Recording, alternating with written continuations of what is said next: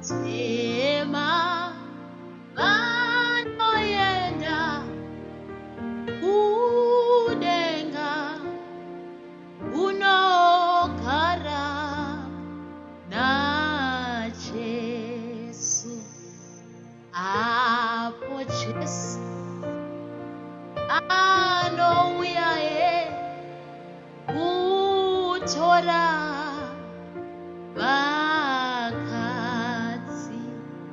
anotorake vakanaka eavo vanomuda.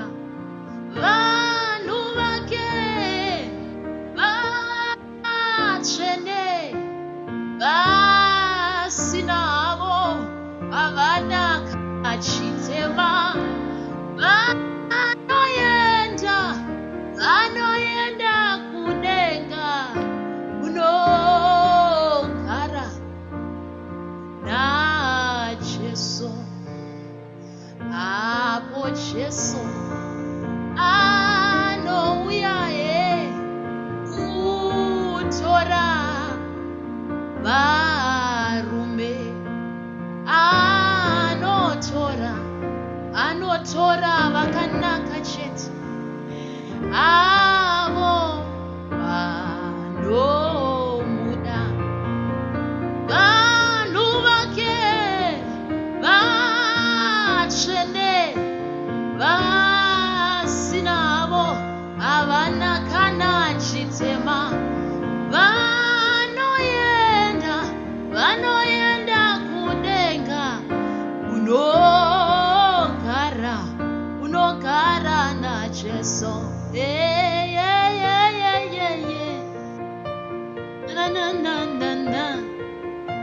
Vanoenda kudenga vachagara naJesu.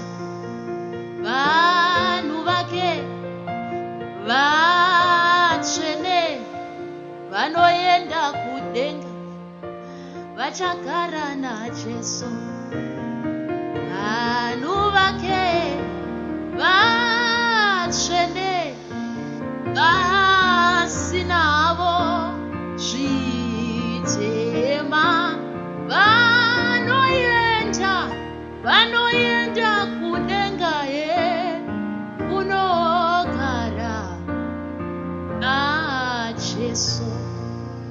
Ngatiedze misi yose kufadza muponesi, kuti nesiwo tigotorwawo kuenda kumusoro. Vanhu vake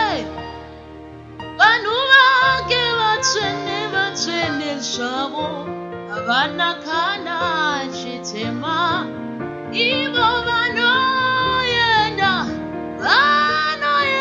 kudenga kunogara naJesu.